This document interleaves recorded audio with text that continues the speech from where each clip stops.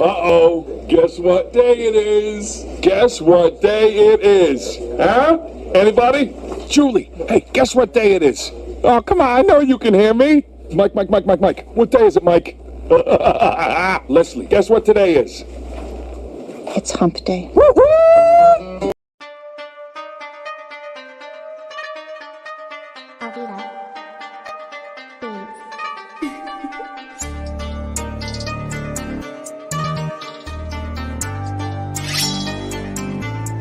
Monk.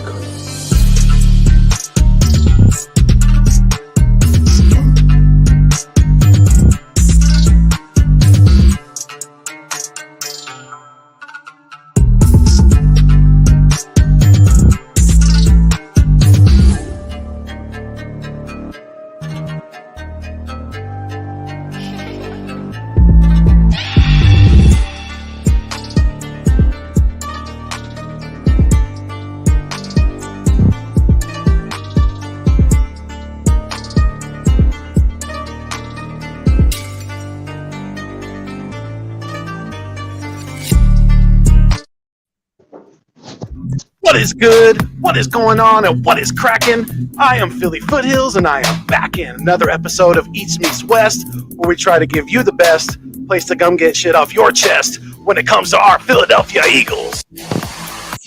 Let's go.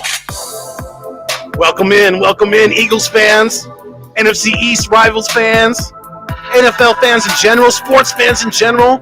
Welcome in. This is another great episode of East Meets West. You're not going to be disappointed, and I am always blessed to be with my guys, AK Eagles of Eagles Uncensored, Vic 3 down below me, our newest member to the crew, Gio from the 215 over in the corner, and we have a great young talent, upcoming talent in the Eagles content, Philadelphia sports content creation. We got BLSG in the building, one of the youngsters in the game today. So we are excited. We got a lot to talk about. We are fired up. Let's go. Fuego. The music, the beats always fire as always. But let's cut it. Yes, sir. Love and appreciate each and every one of you. Like I always say, you guys are the food and the water to the channel. Without you, it does not continue to survive. So if you're feeling the vibe, please make sure that you like, share, comment, and subscribe to keep our dreams alive. And we are triple live stream tonight, so make sure you hit the thumbs up on all three channels. It is straight fuego. Keep it fuego as always. And yes, sir, let's go. Fired up. What's going on, guys? We got SG in the building. What's going on, SG? How you doing, my dude? What's good, everybody? How we all doing tonight? I feel honored to be on East Meets West for the first time. I know I've been trying to get on for maybe like a couple months, a couple weeks, or however long it's been. But you know what? Finally here, finally doing tonight. Probably about an hour from when you guys originally do, 9 o'clock, but it's 10 o'clock here on the East Coast. But you know what? Screw that. I'm staying up and chopping it up with you guys because you know what? You guys brought me on to East Meets West, and I'm doing this tonight for you guys. So let's get it. Yes, sir. Yes, sir. Hey, Vic, what's going on, my guy? Hey, you got some. I want you to share the news with the East Meets West about your little endeavor on Twitter earlier today. Nah, it was just like a simple tweet that I just put out there for the Jalen Hurts haters, and apparently, it went wild. Eagles Nation even went out there and retweeted it. They credited me for it. It's surprising. Like, you just put just a little something out there, and the haters are out there biting. They're biting hard. Yeah, there's definitely a division in this fan base for sure. It's tough to watch sometimes, because you want people to be united, especially behind our quarterback. That's especially now that things have played out the way they have with other guys, and he's not going anywhere. He's going to be our quarterback for at least this next year. So we need to get behind this guy. We need to, like you said, there's no, like AK said in a tweet recently, there's no room for hate. There really isn't. So when he starts balling out, don't come over here because we're not going to be too welcoming. Yeah, and I keep receipts. I got over, what is it, like 1,500, whatever the likes are. But again, those comments, that's what I'm going to keep. I'm gonna pin that. I'm gonna pin those tweets like that, so that way when the season comes, everyone's gonna get a little return message. It's just like if you ever watch Jay and Silent Bob, instead of going to everyone's house and kicking their ass, you just send a little message, let them know I keep receipts. Well, yeah, I like that. Yep. AK, what's going on, brother? Not much, man. Just another day. It's Wednesday. Kind of was a slow day, and 9 o'clock kind of crept up on me here. So I kind of lost track of time. I'm usually here a lot earlier, but yeah, man. I'm just glad to have another day to spend with you guys up here and chit chat and talk Eagles football, man. Yes, sir. Gio, how you feeling tonight, brother? I'm good. Had a rough work week. Worked outside the weather again. This bipolar weather. We had snow squalls coming. I don't know where they came from. But the thing about the snow squall is it comes out of nowhere. Like all this news that we've been getting. We just signed somebody finally. Then we're hearing the rumors about a certain somebody coming back to Philly again. Pretty much exciting. So I'm hopefully before the draft we can make some noise again. Yeah, it's going to be interesting. It definitely is. Hey, what's good, Steven? Prime. Yep. Hey, what's going on? We got a few people in the chat right now. So let's salute to the six. Yeah, we got Lucas Hallman is in here. Lucas. What's going on, Lucas? What's good, buddy? Appreciate you sliding through. Hope you're doing good. Hope all of you guys watching tonight are in a safe and peaceful setting and able to enjoy this podcast as much as we enjoy bringing it to you, because we really do enjoy doing this thing, you guys. It absolutely is. It's not work. It's not a chore to us. It's something that we look forward to each and every week, and I'm pretty sure that all my guys here would agree to that as well. We got Primetime, like Stephen Joyce, like they said, he's in here as well. Thank you, Primetime. Hope you're doing okay with your your transition in life. I hope your kids are doing okay. Definitely you guys have been in the thoughts and prayers recently. So you keep your head up and keep doing your thing, my dude. Jalen Williams, what's going on, Jalen? Jalen. All right there. Ooh, a Jabu no matter what. Okay. All right. They brought that up. If someone lets you fall to the third one. What'd you say, Gio? They brought it up, saying that the Eagles are still going to get him because they just feel as though the third time's a charm with Ojabo. But I don't want it, bro, because we had Sidney Jones. There was Landon Dickerson, but not trying to take away from Dickerson because he did play solid this year. But just still a concern going in. Yeah. I just hope it isn't just a backlash, because we knew with the drafting of Sidney Jones, we knew he was hurt. It didn't work out. Then Howie must have gotten scared. That's one of the reasons why we didn't get DK Metcalf. Howie missed out again. I hope this isn't him ping-ponging back and forth, thinking that he can get someone at value again. If he's someone that drops, just keep an eye on it. Again, have your round set. If you feel that he's someone that if you want to see fall to the third round, if he does, then that's the time you make a jump. But if it's someone that's going to go before that, then let it happen. You know what I mean? You can't take these risks. Yeah, we've taken them before, and they've bitten us in the in the keister. So we have to definitely be careful of who we select, when we select them, and we just gotta. To me, we gotta fill the voids in this team, especially on the defensive side of the ball, as best we can. And I'm really hoping they go draft heavy. They go defensive heavy in this draft. I really am hoping so. So Vic, this is non football related, but I have to ask Vic real quick. After Will apologized on IG, do you still think it was staged? Yeah, listen. People are gonna hold that to the end. It got the attention right now. If you come out and say it is, then look how bad it would look. Let that lie live on, because again, that's the kind of thing that's sad when you think about it. If that's something to stage, you've seen how people flock to it. It's easy how we can be manipulated. It's pretty sad, when it speaks to us as a country and just, everyone in general, how easily, we can just be had. Yeah, to me, if it was legitimate, if it was not pre-planned, staged, whatever you want to call it, then I think Will took that. I think he took that role of King Richard. He took that a little too seriously. And maybe he was because I know he's been going through some changes in life. He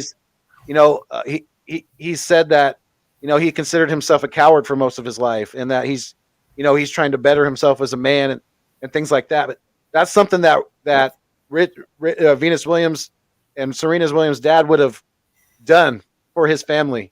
He wouldn't have cared if he embarrassed himself, if he may have regretted it later. That's something that he possibly would have. I mean, I can envision him doing just from the from what I've read about him and from watching the movie and things like that. And who knows too, that I think there's a strong possibility that Will, and because this is obviously from I know you guys have read about it. It's not the first time that Rock has gone after Jada. So I think maybe Will and Rock had a conversation prior to this Oscars, and maybe Will said, "You know what? You come at my wife again, and I'm going to let the whole world know it. I'm not going to do it behind closed doors. Something's going to go down."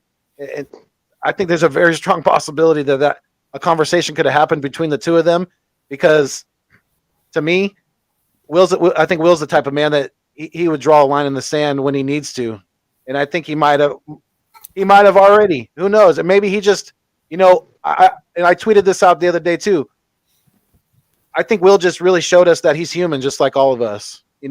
I have made, and I'm sure all of you guys have made, bad decisions in the heat of the moment and regretted them later. Mm-hmm. And it's like I said, it's just part of Will showing that he's just human, just like all of us. Just for me, like, no disrespect to him, if he had that feeling inside of him, he should have showed it when his wife was having an entanglement with another man. I mean, that's the time to show that. But when you're talking, for me, like, I take it on the side of comedy, because you got to understand, Chris Rock is up there doing his job. His job is to roast. Those jokes that he's saying, they're not written by him. So they're written by someone else, and everybody knows this. This isn't something that's new. This is something that's found out today. So the words that he's saying is written by someone else. He's just up there doing his job. And for you to go up there and, understand that it was disrespect to your wife, but for you to go up there and interrupt that, especially on that night with all those other people, because right after that was Jeffrey Lurie actually winning an Oscar. So for people like that, they had to delay that. You ruined their time to shine for you just to have an outburst. That's something where you might not have liked it. You may have felt disrespected. But when you hit that commercial break, then that was the time to get up and have that conversation with Chris Rock, not while you're on TV screaming, keep my wife's name out your mouth. Again, I understand you're going to stand up for your wife, but at the same time, understand where you're at, because you got to understand the position you're put in and what you look like coming away from that. Right. Whether it's real or not, Will Smith didn't come out looking good. Chris Rock didn't come out looking good. And for me, like I said, for comedy, that's hurting them in what they do, because comedy has been taking a beating the past, 3 years? It depends if you're socially correct or not. What you're saying might offend people. People in, comedy stores, saying things, just yelling out of comics, and it's hard enough for them. So now, as a comic, you got to worry about someone walking up on stage trying to hit you. Gary Owen was another comic who was out there. He thought a guy came on stage with a knife, but in actuality, it was a gun. So what if there's a moment where someone's up front, knowing where you're at, you're at a comedy show, they're going to make jokes, so you feel offended. Now you're going to take it upon yourself to confront that person because you feel offended in some way. You know where you're at. There's a time and place for everything. And people got to understand, no matter how mad you are, there's no reason to get up there and smack him like that. Like it was just uncalled for, no matter real or fake. Yeah, I think it was the heat of the moment. He just blacked out. Like, honestly, I think he just blacked out and everything. And then when I seen that, like, the first time they had shared it, I'm like, I had to see if it stays. And then, I think I pointed it out to you, like he balled up a fist or something. I think I put it on Twitter, like when it first went viral. I'm like, I don't think this is staged, bro. Like Chris Rock, you seen him, he was allowed to uppercut him. And then I seen another backstage of him hugging somebody. I don't know if it looked like Seth Rogen or Tyler Perry or somebody that was hugging Will, and he was just bawling out crying. So it was like different angles of everything after the commercial break. Just to answer that question, most definitely I'm gonna pull private because guess what?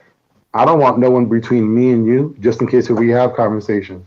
I don't want no one breaking us up. Because if I feel that type of way, I'm gonna pull you aside. And if I feel it's bad enough, I'm gonna whip your ass when no one's around. See, I don't want no one between us. I don't want anyone to stop us. So yeah, I am gonna pull you aside no matter what the case is. Again, there's a time and a place for everything.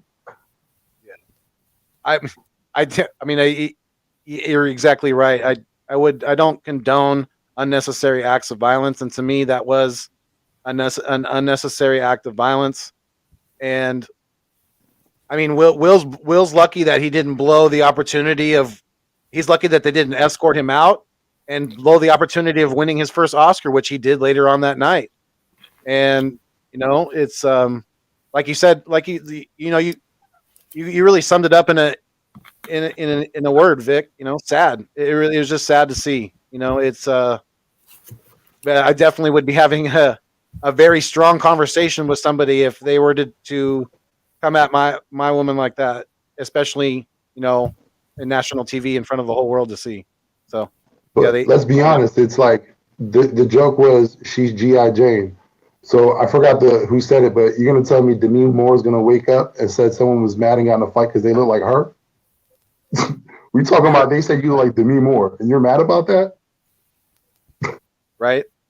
She's just I think she's very sensitive about her hair. It's she's probably missing it a lot, because women value their hair a lot. Yeah, but at the same time, too, for Chris Rock, like I'm not going to try to totally defend it because at the same time, if that's something he knew beforehand, like if let's be honest, Chris Rock came out with a documentary talking about black women's hair. So if you already know, then you should have came up to Will beforehand and be like, listen, this is what they're running through. Are you cool with that? Now, I would say that if that's something he knew beforehand, then yeah, that is something you run through. Be like, look, this is what they're trying to have me say. Are you cool with that? Because I can go back and probably be like, I don't want to do this. Because it's all through the teleprompter. It comes up it comes up like a minute before everything. It's like a long ass paragraph. But they have like rehearsals. Yeah, and they have. So like I'm saying, like if that's something that Rock would have known beforehand, for me, if that's something that again, like I said, what it is. People are sensitive about it. Hey, this is what they're saying about the wife. I know you're gonna be up front, so just let me know how you feel about it. If not, I'm gonna go back and tell these people, listen, I ain't talking that. I'm gonna say whatever I say. I can handle my own jokes. Yeah, right. I think Frozen. No. Is it? Yeah, he is. Who? Foothills. Oh, that's. I was that's such a stoic pose. I thought you were saying I was frozen. No, I thought he was deep in thought. Shit. Yeah, right. Nah, man. She had alopecia. It's not like a disease, man. Yeah, it's an affliction, but it's not like something that she's gonna die for. It's alopecia, if that's what it is, because we're not even positive on that. That was just said after the fact. Yeah, it was just like I said. It's just Twitter. They put up a lot of things. Reddit put up a lot of things. TMZ put up a lot of videos, like different things. You got people saying it was for a show, and then you really look at the back history of it since 2014. This was going on. And they tried to cancel Will one time. The Oscars tried to cancel Will in 2015. Remember? That's why I was so disappointed. Like, if it is something fake, you're gonna risk your career, your reputation for what? The Oscars? Because that's honestly what it is. It was so that way they can create buzz. Because we all know ain't no one watching the Oscars. We'll listen to what happened after the fact. We'll get the messages on Twitter. We ain't trying to watch that. We're not going through that boring whole ceremony. But again, they need to create buzz, and it is. Because next year, what are you gonna hear? Oh, it's gonna be the highest in ratings that it's been in so ever long. You mean it's going to be a big surprise? When it all because of this. So, like I said, if it's fake, I think on both parts, they shouldn't have done it because look at how their careers is being looked at now. The Oscars didn't take a hit. Both of them took a hit. And it makes sense.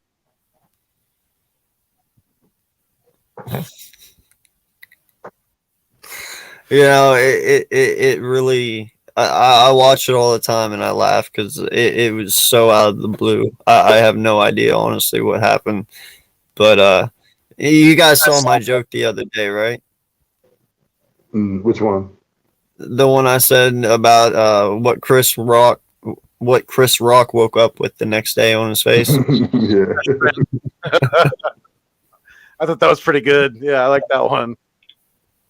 I say well because I've never seen anyone lean back for a hit. You always lean forward. You're trying to put that momentum in that hit. Only time you're leaning back and hitting someone's coming at you.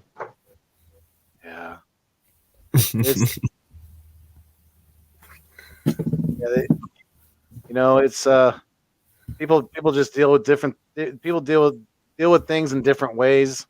Obviously, the way Will's dealt with that was not the best way, and I'm sure he does regret it.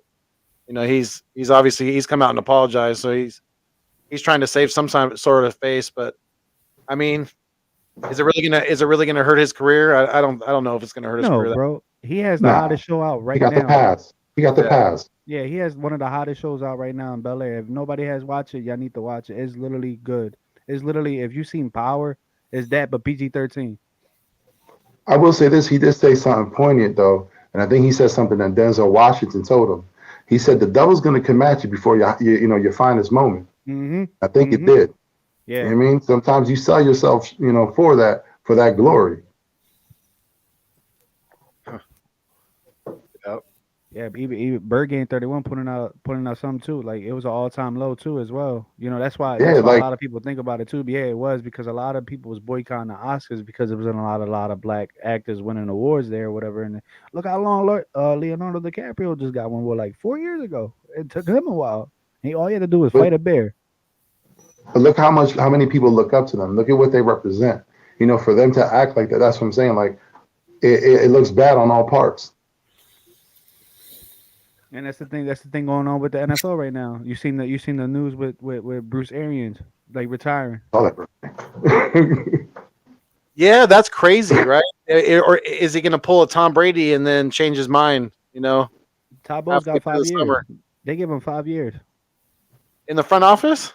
Yep, they give him 5 years. They give him 5 years, and then that's just to say, I think he did that because of the whole Rodney Rule situation and the diversity with all the black coaches and stuff. I think they just next man up mentality.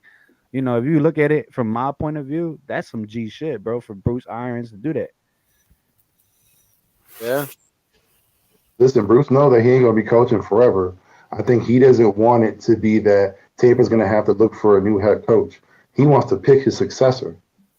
Mm-hmm. Speaking of Bruce's, man, that was really sad news that you guys put out earlier. I didn't about Bruce Willis. That's it's a sad news. A shame. Too, bro. It really is. Yeah, they said his from what I was reading, his memory is not as good as it was before. Like they were saying, some of the actors saying that he was forgetting the lines or whatever. Sometimes, yeah. Also, I thought it only had to do with his voice. Hey man, he's been doing it for years, man. Not one movie he's done was ass. Like every movie that he's done is golden. Yeah, and he did it all. Really, he did it all. He spanned so many. Like I said before, I mentioned something. I remember watching him since Moonlighting. Like y'all don't even remember that. That was a show that was on in the '80s on ABC. Like, oh yeah, back in the day. Way back. And shout out to Kathleen Turner, husky voice. But smoked a lot of cigarettes. And if y'all don't know, that's Chandler Bing's mom or dad. Excuse me, that's his dad. But yeah, man, like he's been diehard. Like you can say the movies back to back to back. Like my guy has been hitting out the park, and it's like you kind of grow up with someone like that. Like that's someone that you've known since your childhood, and then to hear, even though you don't know them, to hear that something like that happens, it kind of hurts. It kind of sucks. It does. It does. It definitely does. And I guess I'm sure maybe he maybe he I don't know if there's any kind of medication for that or what, but hopefully he can have a good, even if he doesn't ever act anymore or anything like that, hopefully he could just have a really enjoyable, peaceful rest of his life. So yeah, it's definitely sad to hear. Yeah, Die Hard got to go down as the best Christmas movie ever. Like I don't care what nobody say. That's something that me and my kids watch every year. Yes, BLSG, watch it, brother. On Christmas Day, watch Die Hard 1. But like even like The Fifth Element, like people don't remember that. Totally underrated. You can Oh my watch god, that. remember when Chris Timeless. Tucker was the gay guy there? Kobe the man, Kobe the man. You know what I mean? Like it has so many lines on it. Then you got what is it? The Sixth Sense. Even you got A Six movie Sense. that's still talked about today where people still get mad if you even say the ending. We're almost Unbreakable. 30 years in. Unbreakable that turned into even Glass. even like Last Boy Scout. Dude, I mean, not one of his greatest movies, but still a solid performance. Dude, like the scene where he's like the scene where they got him captured and the dude's punching him. He's like, "Touch me again and I'll kill you." Remember Mercury Rising? Mm-hmm. Come on, man. What was the one that he had the summer blockbuster where he was on the asteroid? For some reason, because Armageddon. remember there was like 15, Earth-dying movies during that season. Deep Impact, the Day After Tomorrow. I can name them all, bro. See? Those are my That's type what I'm of saying. movies. Like, but like he killed it, blockbuster after blockbuster, and even now with Glass. Yep. Yo, But Glass was Like dope. when you see him at the end of what was it? Which when you saw the end of that movie and you seen that diner and you see Bruce Willis, even if in your house you're like, oh shit. Like when your mind finally clicks, like all this is coming together, and it's all just from seeing his face. You got Red. I mean, Yeah. Red was one of my favorites. No lie, bro. I'm telling you right now, whenever he fucking stepped out of that car when it spun and he just walked out like a pimp, I was like, yo, that is the dopest shit I've ever fucking seen. Like, no lie, if I was Bruce Willis and I just went to the opening where they just showed the movie for the first time and I'm sitting there watching me do that, I'd stand up being like, I'm the fucking coolest dude to ever live. You know what I'm saying? Like, think about that, man. Like, that was so cool seeing it. They steal that scene now. Like, how many movies do it after him? The whole 9 yards. An underrated comedy movie. Like, that's the thing, too. Like, Bruce Willis can do comedy. Yeah. Like, there wasn't nothing he could do. When he was on, what was it, the Ocean 11? When he came on Ocean 11, you knew that was a cool scene. Yeah. He came through. Julia, what's up? You know what I mean? Like, the jig was up. Bruce messed the whole deal up. Yep. So SG, I want to ask you, on a scale of 1 to 10, how excited were you that when you heard that we're getting back the Kelly Green in 2023? I'm telling you, man, I'm really excited just to see what it looks like on the new guys. Jalen Hurts, Quez Watkins, Devontae Smith, all the young guys are going to see the Kelly Green for the first time ever. They're going to wear this, and you know what? I think it's going to look really good on them. So I'm excited for this Kelly Green to be back. I'm more excited about the blackout. I need that black and white. I need to find a hat. They need to hurry up and launch the merch. I need it. They need to do a blackout with the Kelly Green. Let's talk about it. Get that Kelly Green on the helmet with the black. Oh, I already want one of those. I could already see it. Metallic. Well, all you need to do is just make the outline of the wings Kelly Green. Like leave the whole helmet black. Just do the outline of the wings Kelly Green and then the wings white. Like the Oregon Ducks, how they have everything metallic. Ooh, that'd be sick. Or maybe implement no, you'd have to have a black face mask too. I guess. I just don't understand the rule that you can only have so many helmets. I think that's just stupid. No, I made a comment and shout out to Joey Shakes. Appreciate you showing up, man. I made a comment on his show earlier today. I want to see the NFL take away all the rules to that. Like, there's no reason you can't have an unlimited one. Like, if you want 17 unis for all 17 weeks, you can, or because it's all about profit. It's all about expanding your revenue, right? Well, if you have multiple combos of jerseys, that's more people out there buying those jerseys, which means it's more revenues for the players and more revenues for the team and the city. So it only makes sense to do that as a profitable thing. You know what I mean? Because it would be more profitable. Someone needs to expand at it in their marketing, man. Like, again, you're losing out on money. They need to put more money in manufacturing. That's what they need to invest in. Because again, like you said, could you imagine if you go on an NFL shop and then you could just pick whatever jersey you want for the style, all black, like we said, a chrome, a Kelly Green one. All that is $100, $200 going their way. It only makes sense to do it.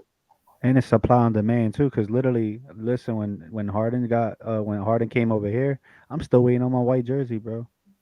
Oh, I got all of mine. Yeah, I know. Yeah, you were telling me. Yeah, I'm still waiting on my white one.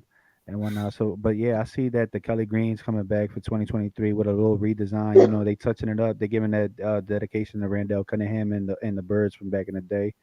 So, but I think what even impressed me was even an all black. I'm sorry, Jay, I didn't mean to cut you off, but I think even an all black, like a blacked out hat, right, with the new Eagles, the newer Eagles logo with the Kelly Green around it. It's I all like blacked it. out with the Kelly Green around it.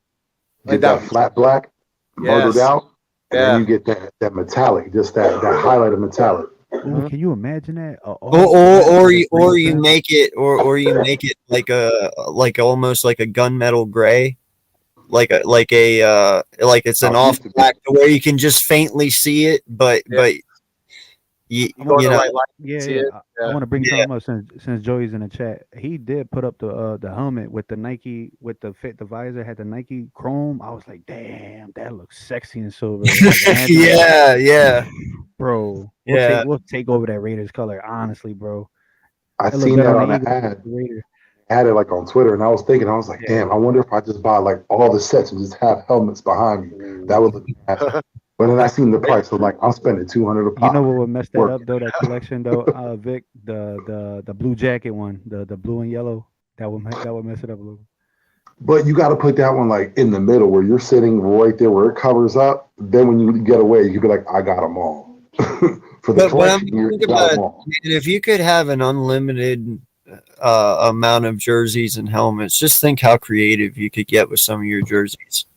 Yeah. Oh, I mean, it would be crazy. I would love to see it. You know, granted, some people look at it and they're like, "Well, that kind of goes college-ish." You know, that kind of takes it away from it. Well, yeah, but it's also progressing. You know, because you're always looking for ways to progress in the NFL. How can we make it better? How can we? Well, it's creativity. It's revenue. It's singling yourself out from everyone else. You know, every team gets the opportunity to do that each and every week. I just think it's really cool. like Nike used to do this cool thing. Like they don't do it now. They did it last year where you can get Air Force Ones, or if you want it Uptowns, you can actually design them however you want it. Yeah, I remember I got me a pair of Eagles ones back in the day, like in the McNabb era. I remember that with TO. I had a TO jersey or whatever. I remember that. Yeah. I used to do that. I got like 3 of them. Just design your own shoes. Like Yeah. if NFL did that with a jersey, that'd be sick. And Yeah, at that, you're putting like an interaction, like a fan interaction in it. Yeah, that's what I'm saying. I like that Nike got involved with the NFL, but like if they wanted to keep up with the demand, like do like how they did in college, where like AK saying Oregon got so many like crazy uniforms. Even the NBA, you see how the NBA they got the city. Like I won't mind us having a City Eagles edition. You know, all black, silver trim. Can I get Los Aguilas? Can I get one? Ooh, yeah, Fire, right? yes. Yo, and no lie, I saw brown eagle. some uni samples out there the other day, and I saw a really cool one for the Houston Texans, and I was like, wow, why have they never actually thought of that? They actually turned the uniforms into like astronaut uniforms, where the helmet actually looked like an astronaut. Oh, yeah, they be doing some crazy concepts. What? Dang. Yeah, and the uniform actually looked like a NASA spacesuit. Like it had NASA on the left upper chest, and then it had like the number like in a space. Dude, it was really fucking cool. And it was like this is what every team's alternate should be, and it should have some tie into the city, into the state that they are in. You know, so the Texans was a NASA uniform, and I was like, that's cool as shit. Yeah, But that's stuff they can do if you unlock that. They can't do that right now because there's only a 2 helmet limitation, you know. So yeah, that's kind of insane. I don't like AK said. I don't know why they're doing that. It's just you limiting your profit. You could be making a buttload more of profit if you gave each team say 4 or 5 different helmet variations, jersey helmet variations. Then yeah, you could be making you're gonna be making that much more money. So I don't know. It is, to me, it's maybe COVID had something to do with it. You know, with supply and demand. You know, I think things it's a like contract. I think it's a contract. that. They still got those trucks up in Canada. Yeah, right. But Well, I know Jeffrey Lurie's been pushing for a 2-helmet rule for years now, and he finally just got it last year. But even like he said in his last press conference here, he's trying to push for 3 now. But it's like, dude, screw that. Just unlock it. Just push to have it unlocked. Don't even mess around anymore. If you're pushing for 3, then it's going to be 4, then it's going to be 5. Just go all the way. You know what I mean? I think what the NFL should do, instead of taking the responsibility of all the teams and then giving out their jerseys and doing that through NFL.com, every single team should have their own manufacturing license, whether it's through Nike, but just have their own division in their respective area. So that way supply and demand gets taken care of. Instead of just having one central place, you have it spread out through 32 cities, 32 teams. And it doesn't mean every team has to do it. It could literally be by choice. You know, maybe the Rams don't want to have so many alternates, so they just keep their 2 or 3 that they got. You know, but say like the Seahawks, they seem like a team that would want to be that way because they're very flashy. You know, so they probably would have alternates. You know, but you know, some people might actually just choose to stay the way they are. But at least it gives other teams that don't want to the choice not to.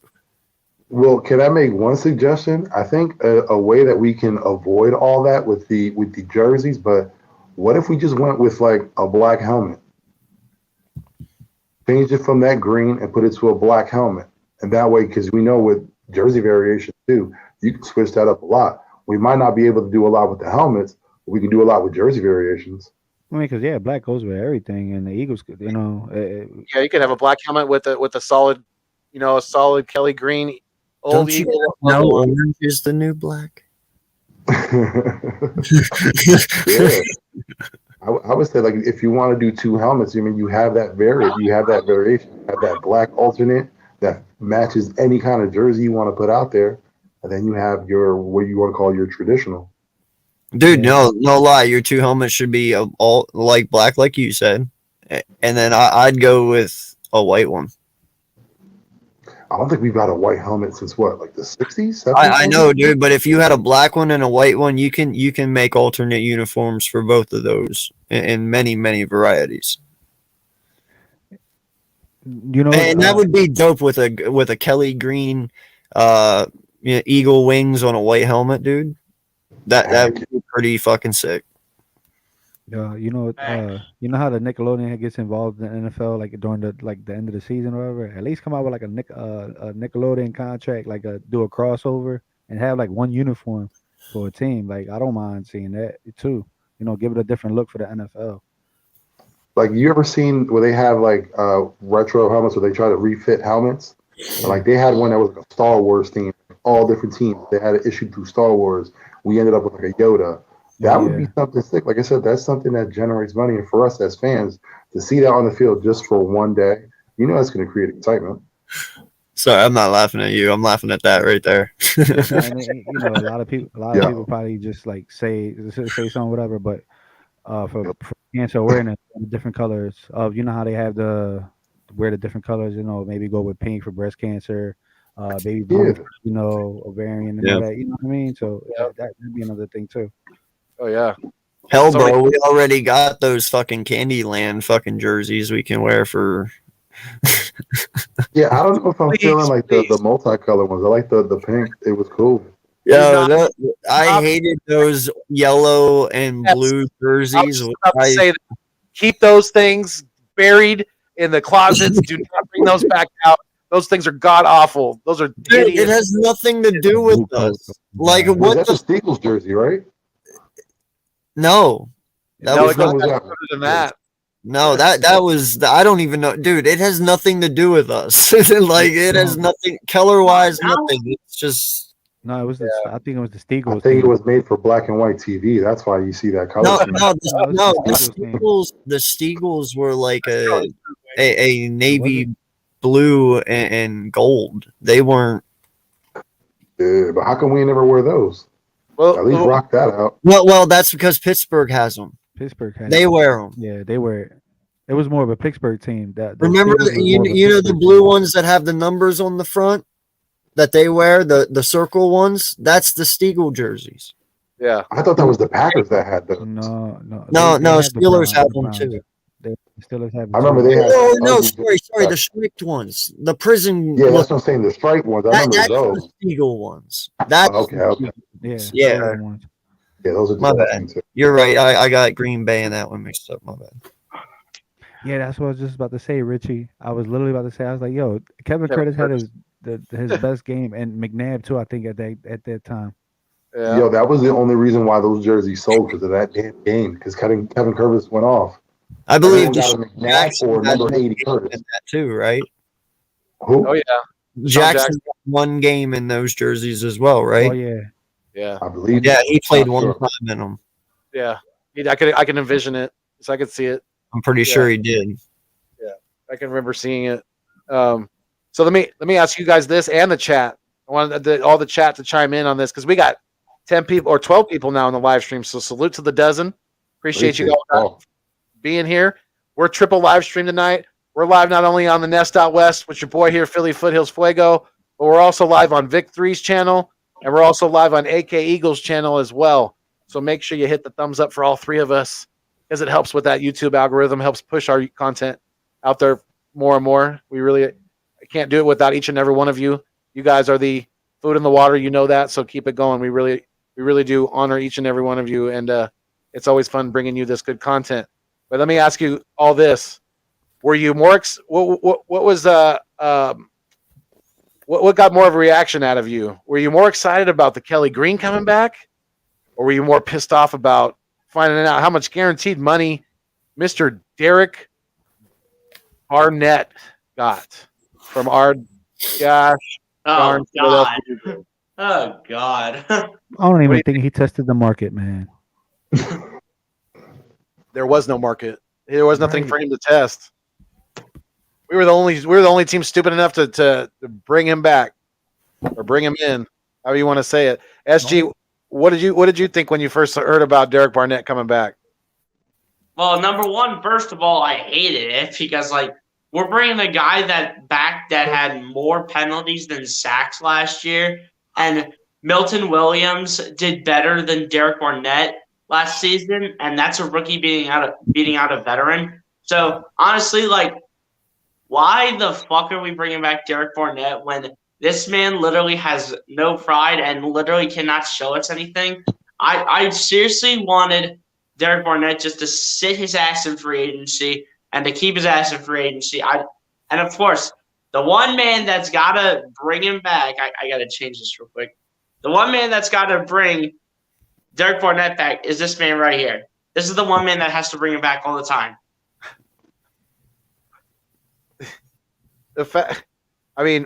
Richie has to be saying these things about Rieger, about Barnett. You're just trying to get a rise out of us, right, Richie? You don't really believe this? No. You can't. You really can't know what's gonna change. I mean, he's been in the league since 2016. So, or 2017, I should say. So it's we've seen enough, and I think a lot of people are done with him, and they don't want nothing to do with it. Obviously, unfortunately, we're going to have to at least deal with him as a depth piece this year. I really hope that we still draft an edge rusher or two in this draft, and good job, Bo, or Jordan Davis. Let him get buried in the on the depth chart. Get a George Karlaftis even, if he's there. Yeah, Karlaftis too. Not at all. Yeah, that Derek Barnett coming back. Yeah, I think it was when we heard the amount, because what is it? But in actuality, we said originally it was 14 mil, 13 guaranteed. Right. That was kind of crazy to hear. But I think someone said it's actually a 1 year deal, maybe 4.5, if I'm not mistaken. It's a team option. I don't know how they worked it out. I'm assuming there's going to be dead cap, which again we can't keep on taking on. We're looking at going. Wait, who for Barnett? Yeah, for Barnett. I heard 2 years, $14 million for him. But I never heard anything about a player option or anything like that. But when you look into the deal, what is the actuality? How are they breaking that up, though? Are they just giving him a signer's bonus for 13? I mean, If you divide that up equally, he's making $7 million a year. Depends I on don't know. how it's all paid out. Yeah, I know there's some details to it where it makes it look like it's really like a 1-year deal. I don't know the It's like exact it's figures. like 13 million guaranteed. It's crazy. What is it? He'll be what? Or maybe they'll switch him on the other side so that way BG would be cool and then Josh Sweat will take over that side. I don't know. I think that's probably the looking at only different reason why they scenarios about signed him. PG. I'm looking We at don't it- know what happened when he comes back. Yeah, I'm looking at it two ways. I'm looking at it somebody's going to go from the line in the trade in the future, and he's just here because we, besides who we had, Melton Williams, Josh Sweat, as far as it, because Avery is gone. I forgot where he signed at. And we just still got BG. He's getting old. It's just more about filling the older players that we had because remember over the years we had the different system signing older players, older vets as a formula. Now we're going with the whole young thing. But it is frustrating, like Foothill said. It doesn't look like there was anyone that was bidding against us. We bid against ourselves. We'd even let him just, linger out there to see if he had any takers. It would have brought his figure down. We just, quiet, no signing. Hey, let's go back for Derek Barnett. But nobody was signing him though. In all honesty, nobody was looking at him. He's going to be a rotational piece. That's what I'm saying. Like he's not going to be a major part of the defense. He's going to be a rotational piece. All right. They set the contract up the way it is, so that way at the end of this year, they can dump him. Now I believe they're still going to go defensive edge in the draft, and they're going to keep Barnett because of injuries and not being able to get certain players in free agency and stuff. It limited us, so we just took them for a safety measure, so to speak. But I believe if everything goes the way we want it to go, he will not be here next year. They made it easy enough to get rid of him after the first year if they need to and want to. And to me, to answer Vic's question of why Howie didn't let him linger out there in free agency, you know why, Vic? Is because Howie again is holding on to players that he drafted, especially first round players, and he's holding on for dear life, hoping that a switch is gonna a switch is gonna turn on. Like the light bulb is gonna come on. It's not gonna happen, Howie. It really isn't. If it was gonna happen, it would have happened already. It really would have. He has had plenty of chances to prove himself, and he has never done it. He's only made a bad name for himself with all like SG said, having more personal fouls than sacks in your career. Come on now, you're a defensive end, and you were drafted in the first round. You broke Reggie White's sack record in college. Come on. Yeah, it's more of Howie justifying his picks. Yeah, exactly. That's what I'm saying. That's what I'm saying. Yeah, he's that I told you so guy. He wants to be that I told you so guy. Like, sir. And I made the comment to Joey last night. I said, how many third down plays were given up because of his knucklehead moves? That cost us. That potentially could have cost us. That potentially cost us games that could have actually maybe got us back in them if that third down would have stood and they had the punt and maybe something would have happened, maybe not. But that's here or there, But the point is, though, those third downs meant something. And because he made stupid mistakes, it gave the offense new life, and eventually we all know what happened. But that's on him. And that's mistakes that you don't want to have, especially on crucial third downs like that. And that's mistakes you don't need. So I don't see the benefit of doing it, only as just being a security blanket, truly. I mean, because you saw him last year. He was like, it's always that fucking guy. Nick said it. It's always that guy. Well, you think he's always going to have that guy that does that out there? I don't think so. I mean, I didn't think that last year either, and I was proven wrong. But hey, I mean, we didn't have Riddick last year. We didn't have VG last year. And whoever we take in the first round here. We didn't have them, so you know, we'll see, man. We'll see. It's just like Jalen Rager with Derek Barnett. They're both like the same thing. They're both first round picks, but they don't show that talent. No, because they were. I mean, a lot of people think that Derek Barnett was not a first round talent. And obviously he's found out to definitely not be NFL ready. Whether it's I think he's got the physical tools. I think it's all a lot like with SG just said that they're kind of similar that way. It's all between the ears with those two. Well,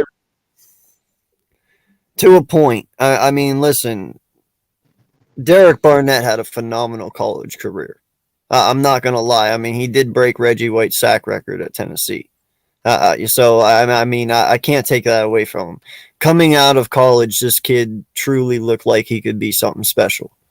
I actually, there's a lot that I fault Howie for. I don't fault Howie for Derek Barnett. I fault Derek Barnett for Derek Barnett. Because Derek Barnett has all the tools and all the making to be a top defensive end in this league. He's just an idiot. Yeah. Plain and simple. I mean, he just makes stupid decisions at bad times. Yep. And he can't control it. And that's all there is to say about it. I mean, other than that, the kid could truly be a great talent in this league. Yeah, we see him like as an idiot. We see him as a guy constantly making mistakes. But the team sees him differently, especially Darius Slay. If you've seen him posting on Twitter, like Derek Barnett is that guy that sets that tone. He gets the team hyped. We might not like it, but he's that enforcer. He's that guy that gets nasty. Granted, he constantly makes stupid plays. He needs to understand, again, time and the place. But for the defense, he's that guy that they love because he will go out there and maul you. He will go out there in quarterback's face and just throw him down. The defense, sometimes you got to set that tone. You got to set that aggression. For ours, that is Barnett. Whether we like it or not, that's the guy that they look at to set that tone. He just needs to clean up some of the mistakes. That's all. If he does that and he gets more productive, hey, man, I still don't want him on the team after that because, again, the most I believe he can get us is maybe 3 to 4 sacks, and that's being very kind to him. I'm guessing it's going to be actuality. Another 2-sack season, but you never know. And bro, don't get me wrong, man. Like, listen, I love the kid's motivation. I love his drive. Like when he's playing, dude, he's full high motor, all balls to the wall. We see it. He goes after the quarterback. It's just he has no fucking e-brake. Mm-hmm.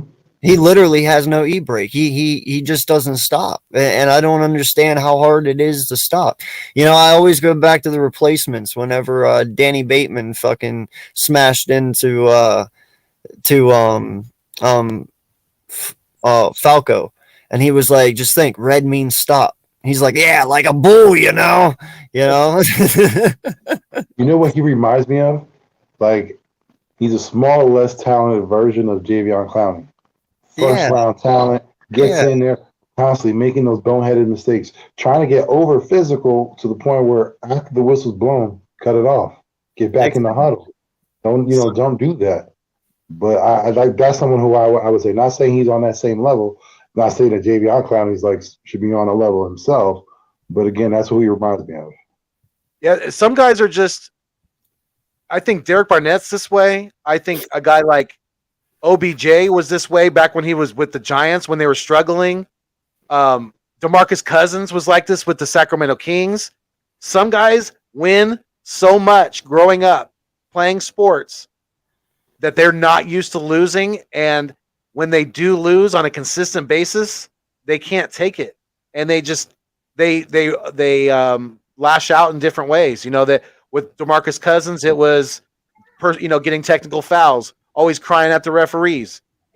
With OBJ, it was getting in fights on the field with the corner that he was battling back in the day. I forget his name, escaping me right now. And with Derek Barnett, who did he play for? The Panthers, and then Peppers, Julius Peppers. Yeah, no, not Wait. No, and then he was on the football team. He was on the Washington football team after that.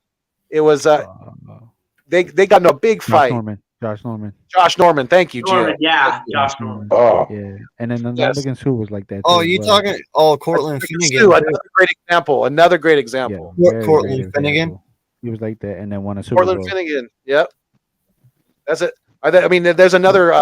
There's another guy who's is a hothead on the field at times. So some guys are just they're so used to winning that when they don't win, they can't take it. Some guys can. The true winners can, because losing is a part of every sport, is a part of every game. So you got to be able to take the losses just as much as you take the wins. Hey, the best I ever seen was Akib Talib and Crabtree. That was the best when they used to go at it. Both I used to times. just watch the Both game times. just with them. Ripping the chains off. Yep. did you ever see the story about that when he seen it? Like, he let him know after the first time, like, he better not see him with the chain. And when he saw the second game when they played, he saw him have the chain on. The first thing he did was, I'm going to rip off that chain. And went off the field and proceeded to rip off that damn chain. Didn't like back in when the Eagles won the Super Bowl, when in like week 17, Michael Crabtree did that to one of the Broncos corners? No, that's what they're talking about, but it was the opposite way. Yeah. He grabbed his chain and pulled it off. Yep. And then they start punching. Yeah. Oh yeah. Yeah. So let's see. Let me bring this up real quick here. Vic sent me this, or he posted this earlier in our chat. We wanted to share this with you guys because it's, it has to deal with some of the, comparing Jalen Hurts, the Jalen Hurts hate, all that. So. Oh yeah, I know exactly what you're talking about. Yeah, let me. God, I know exactly what you're talking about. I was going to say this one. I didn't know you got that one. Oh, my bad. It's an overlay. Yeah. Yeah. That's a second. Let me play this real quick. Wait a second.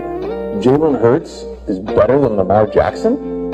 Hey, let me read some stats to you. Jalen's 15 starts into his career.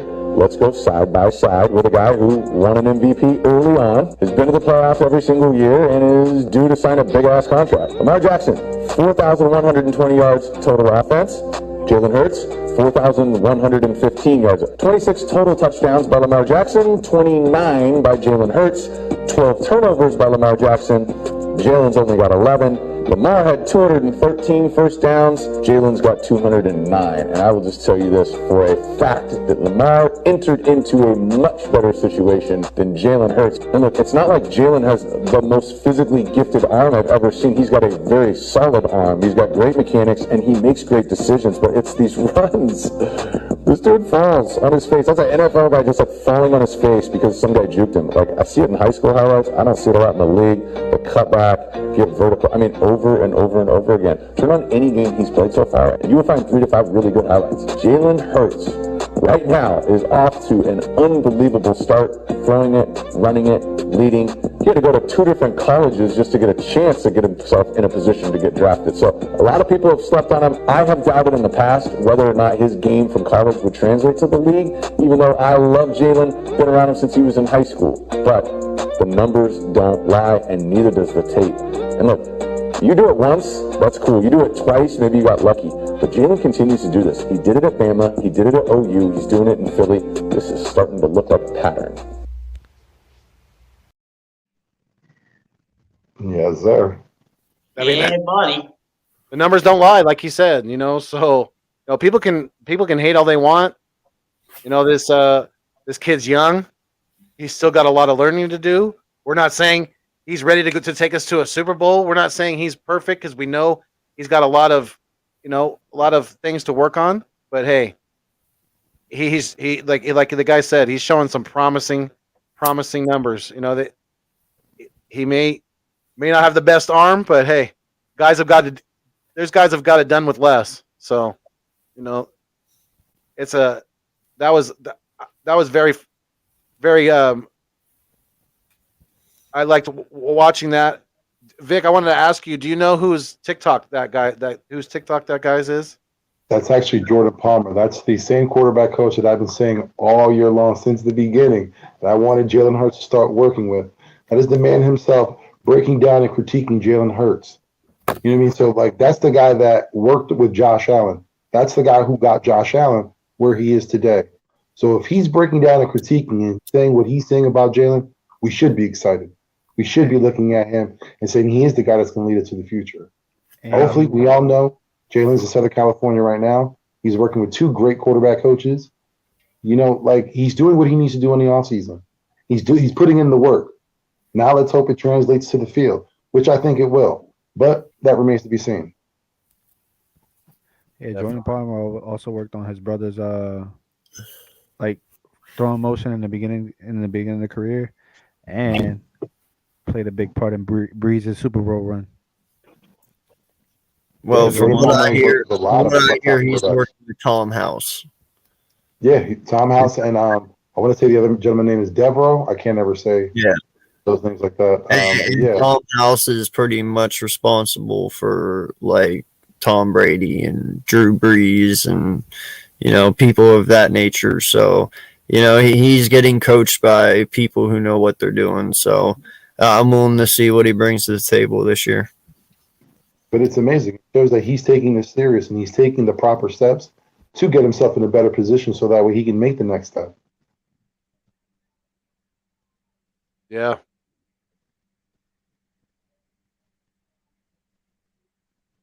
Did Vic freeze up? Am I froze up? So, Nobody's frozen up. Thank God. I think we're all scared. If someone's standing still, we're just like, hold on, did we freeze? Right.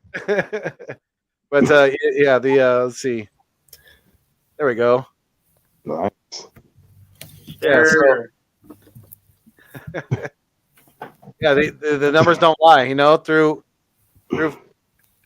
the first 2 years, there you go, right there. Hey man, 5 yards less total offense. Let me point something out before we start this. Whoever was the one that compared Tua, whatever his name is from the Dolphins, can't pronounce his last name. Excuse me. And Josh Allen, you need to go somewhere else, bro. Because Josh Allen is he's already an elite quarterback right now. Mm-hmm. You can't compare those two. That's like trying to compare apples to oranges, bro. Don't do that. We're talking about the same game Lamar brings to the table. We can see a little bit of flashiness in Jalen Hurts a little bit. Not saying that he's Lamar Jackson, but you see the numbers. The numbers don't lie. It just, we're coming from a world like these kids. Well, I'm not saying kids. But just certain people are just so used to winning. We got to take a loss and get back up. Rocky said it, and I think it was a Rocky 4. He told his son, you always got to get right back up, And this is, I'm not saying we're rebuilding. We're just putting tools in place to go at it in another run. Mm-hmm. And then they're already mocking Jalen Hurts as number 3. Colin Cowherd, he doesn't like Jalen Hurts at all. He got Wentz, number 1. Number 2 is Dak. Number 3 is Hurts. And then 4, Daniel Jones, because Giants don't know their identity right now in offense. That team needs help, but you just got to give this dude a chance. Maybe change the playbook a little bit. If you see that Jalen Hurts has that so-called noodle arm that everybody says, run the West Coast offense, short passes, medium passes, let them get from there, let them get groovy there, then work on the long passes after that. Listen, I actually heard something today, and it kind of made me question a little bit, Gio just hit it on the head. We don't really think of Jalen Hurts as a deep passer, and that's okay. The deeper he throws balls, the less completions he has. And the more he's liable to turn it over. Okay, so take the deep game away. You keep him at a short and intermediate passer. Okay, if he can get his accuracy under control, and and he can anticipate his throws, and he can get all that down, roughly you're looking at probably a $25 to $30 million quarterback in Jalen Hurts. You're not going to have to pay top dollar for Jalen Hurts. So if you could truly make this kid work over the next 5-6 years at 20 to 30 million, that's actually a pretty cheap deal. You can build a really good freaking team around this kid. And if you had wide receivers, if you had defensive players, and you had the money and the resources to build its team around him, could you make it work enough to make a legitimate shot for a Super Bowl?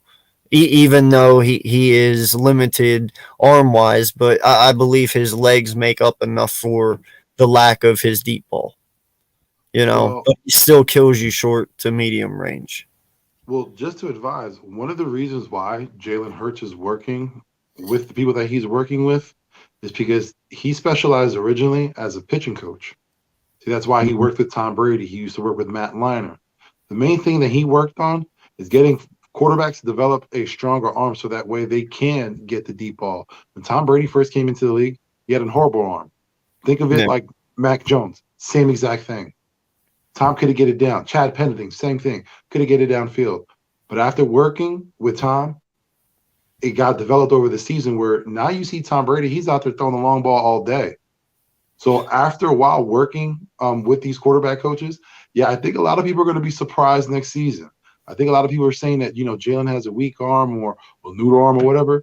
They're going to be shocked. They're going to see him taking more chances down the field. Well, that's because Tom House, what he does, man, as a QB coach, because he is a baseball player. I forget what the actual name of it is, but it's something method, and it's actually where he builds your throwing motion. He believes in building it from the ground up. Mm-hmm. You start at the legs, then you go to the hips, then you go to the shoulders, into the arm. So it's pretty much revamping your whole throwing motion. And so I'm interested to see if it works. I'm interested to see if he can ultimately make him, what we want him to be. And I think that starts also with Jalen Hurts if he has the will and the brain power to do it. And I believe he does, man. You can tell this kid wants to be great. And you can't stop someone who wants to be great. They can only be as good as they want to be. So, And we'll this see. dude is built for the city, bro. The effort he puts forward, man, it shows he wants to be great. Listen, man, he built for this gritty city, man. I'm trying to tell you. This is coming from me, and I work downtown in Center City. I never seen so many people that had Hurts like T-shirts and jerseys at the top with the season going on, bro. They show that man some love regardless. That's some diehard Philly fans, and if you want to go see them, you need to go downtown or whatever. If you're hearing it from me, because they like this kid, bro. A lot of people, we'll probably see like one Wentz hater out there or whatever and whatnot, but just the love for not just only Hurts. And then I seen Smith out there. They're just saying that the Wambo combo is going to be there. The Batman and Robin is coming. Well, and I want to just put this out there, and this is just me with just my theory. This is no evidence. I have nothing. I'm just saying it. Listen, this kid is 23 years old. As far as I know, the man is in no relationship whatsoever. He's a single dude. Okay? Which means this kid is only focused on football. 100% from the moment he wakes up to the moment he shuts his eyes. There's no distractions as far as I know, nothing like that. Listen, sky's the limit for the kid. If he had a family, if he had kids, that's one thing, because, you got to make time for that. This kid can literally work from sun up to sundown as much as he wants without breaking himself, of course. So benefit from that. Use that time that you have and kill it now.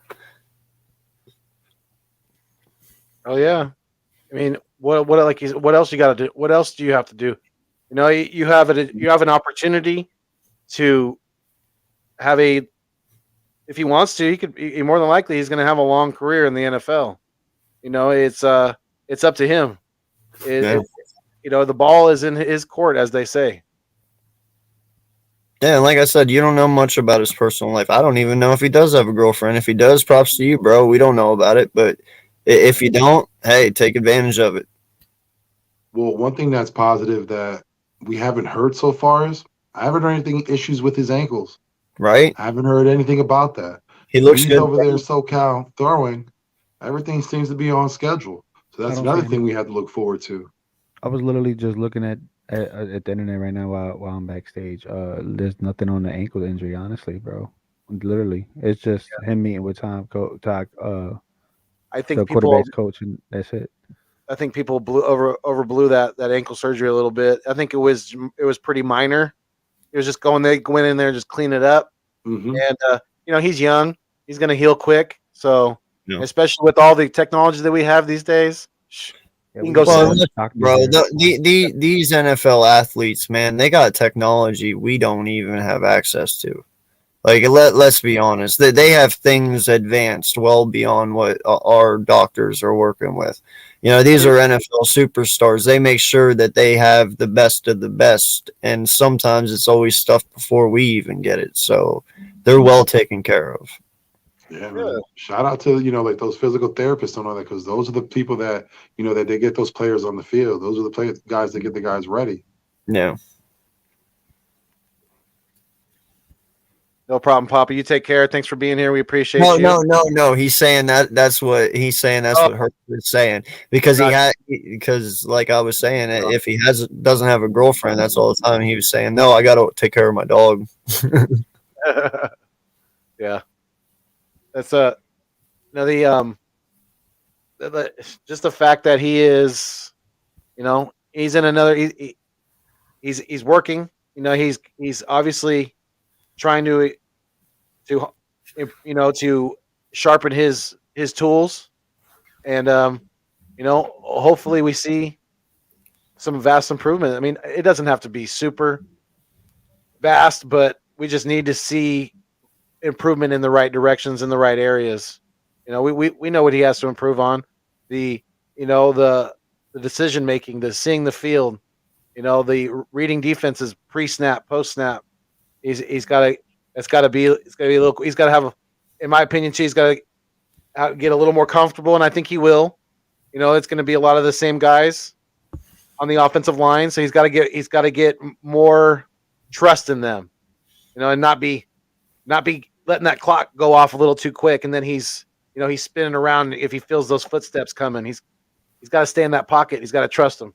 Well, here's my question. Are we going to sit out here next year when the year ends, and are we going to judge this kid if he only throws for 22 touchdowns?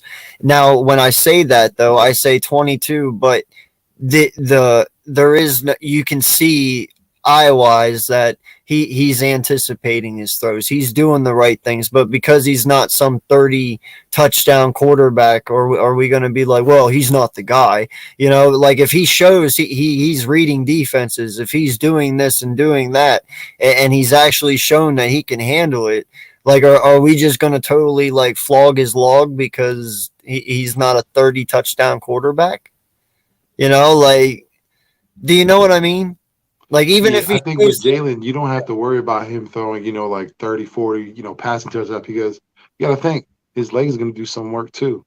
Yeah. So you're going to get some times where he might see a look where a certain quarterback might throw for that touchdown, but Jalen might see something and just run it in. And his feet, yeah. McNabb did it. Like, dude, like, come on, dog. Like, rushing touchdowns count too. Like, it doesn't matter who gets it. Mm-hmm. Yeah, to me, if you're even if it's combined of passing, rushing, if you're anywhere north of 30, then you're good. You combine those together. Say he gets 20, 22 passing touchdowns and 12 rushing. You're at 34 right there. So yeah, that's plenty for me, and I think that's plenty to get the work done that we want to get done. Yeah, because like I was saying, if he only comes out and throws 22 touchdowns, but I see he can anticipate throws now. I see he can read defenses. I see he's very well aware, like he's really, truly progressed. I'm not going to care that much because, in all honesty, when you think of Jalen, I don't think of a 40 touchdown guy. I mean, if you think of Jalen as a 40 touchdown guy, you're insane. Like, I don't think you'll ever see him throw 40 touchdowns in a career. If he does, I will admit I'm so fucking wrong, but I don't think it's passive, but I think the one thing too, like I was saying, is he might be a quarterback, like I said, might take that run option better, because imagine if you're throwing the ball now, you may be putting your receiver in a bad position where they can get hurt. You know, Yeah. like a lot of quarterbacks might not be able to have the luxury to run the ball in, whereas Jalen is. So you got to look at that factor too. Like that running and that throwing, that's going to balance each other out. Exactly, and that's why I was saying like that. That's why I never see him being like a 40 touchdown passing guy, because he's always going to have the option to run as long as his legs stay healthy.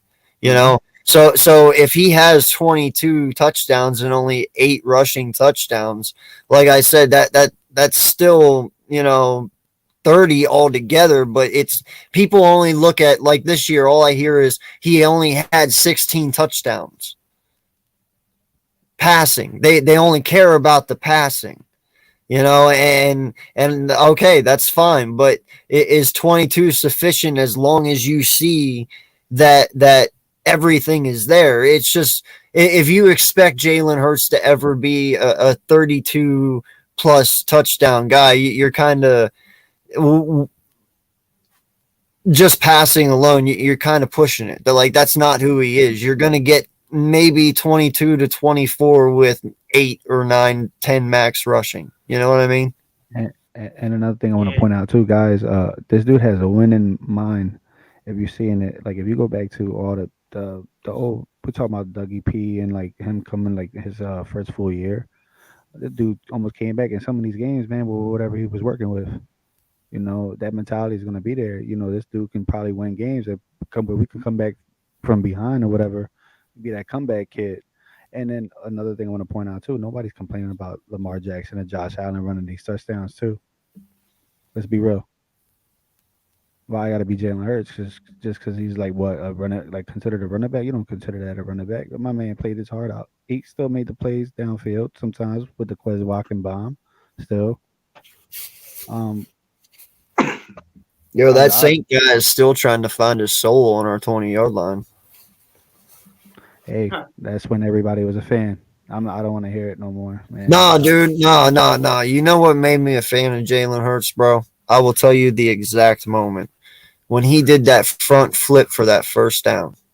Oh yeah. When he did that, bro, that front flip right there showed me, one, you will do whatever you need to do to get that first down, whether that means putting your body on the line or not, which I understand that's a negative thing sometimes, because if you get injured, then we're fucked, you know. But I like that you're willing to do it, especially when the game is on the line. That shows you care, and that's Philly mentality right there. Like, that's shit we would do, you know. But that was special, man. You know, the Saint juke just kind of put the icing on the cake. Yeah. The moment for me with Jalen was when Sirianni finally got in his face, and Jalen came out and said, you know, I want to be coached like that. You know, coach me up hard. That tells me that he is willing to do anything and everything to win, and he wants to win at all costs. And that shows maturity beyond his years, because there's not a lot of young guys at his age that would come in and say some things like that. So, you know, that to me showed me that, you know, the leader is there. You know, we just got to polish up the, you know, polish up the brass, so to speak. You know, round out his game, and this kid's he's gonna be good. I'm not doubting that at all yet. I still rewatched that Carolina game. I mean, not the Carolina. He had me at the rent was due. Yeah, that's where he got me. The rent was due. Yeah, you know, we had a while back when I was doing the late night show with Jerry Lee. We had Jimmy Smith on, and this was during the middle of the season. And I remember Jimmy told me this story one time. This was before the season even started. This was during training camp and stuff. And all the bullshit with Jalen was going on about how he wasn't even in the top 40 list and all that, and how they questioned him. And he woke up one morning, and his cook was there cooking him breakfast, and he went over and he changed the channel while Jalen was sitting at the bar. And when he went and he changed the channel, he said he put the control down and he went to walk away. And Jalen said, "What the fuck are you doing?" He's like, "What?" he's like, why'd you change it? He was like, well, I figure you wouldn't want to see that because they were talking bad about him. He's like, turn that shit back on. He's like, why? He's like, I want to see that shit. He's like, that's what fuels me. As soon as I heard that, man, I was like, it gave me chills because I was like, dude, that means this kid literally does not mind if you talk shit about him. Like, do you know how dangerous that is? When you have somebody who does not care what you think about him, that's a very dangerous weapon. True. Very true. Awesome. Well, just to answer the chat right quick, if you want to laugh, I would say the new Jackass movie. I'm Right? Had me rolling. putting some suggestions in there right now.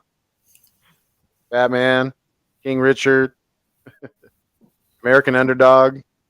Those are some good ones I watched recently.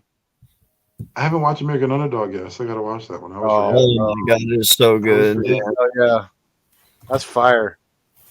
That was really good. Mall cop, part blurts, mall cop. Hell yeah. Oh my. If you have y'all seen Moon Knight yet? No, don't say nothing. What is it? After the show. Moon Knight. I'm watching Moon after Knight, the show. no. Oh, yeah, you got to get into it. It's crazy. Dude, I'm into so much shit right now, bro. I can't afford to take on anything else at the moment. There's not enough I'm hours. still trying to catch up, man. It's a lot. Now you got Stranger Things coming out. Oh, Oh, fuck. Thank you for reminding me. it's Not two. really, but thank you. I believe. I think it comes out in May and July, I think, or June, something like that. They have a part 1 and part 2. Dude, you know what sucks about this whole thing is Ozark dropped at the beginning of the year, right? I go and I binge watch it, and then I realize after, like, it was only out 2 days and I had it done, and I was sitting there and I was like, oh shit, and I was like, because the other ones that I'm watching, they come out, some of them come out every Wednesday or every Tuesday whenever they drop, right? And I was like, this is not like that. Now I'm stuck waiting like 3 more months for the next half of it to drop, and I'm like, you idiot. I should have taken my time with it. Idiot. That sound like Jalen Rigger. Yep. The Jalen I Rigger. watch it. I got to. Wait, Once I someone get should into still it, I have can't that clip. stop. No, like no lie. Someone should still have it. That clip is gone. Rigger, you stupid fucking idiot. It never existed. Oh no, Yeah, that thing okay. lives on. So, Yeah, I heard you saying the downstream. Okay, come on now. so SG, do you think that the Eagles are going to use all 3 first-round picks? I think they do, unless if Howie Roseman decides to want to try to trade up and try to trade with another team.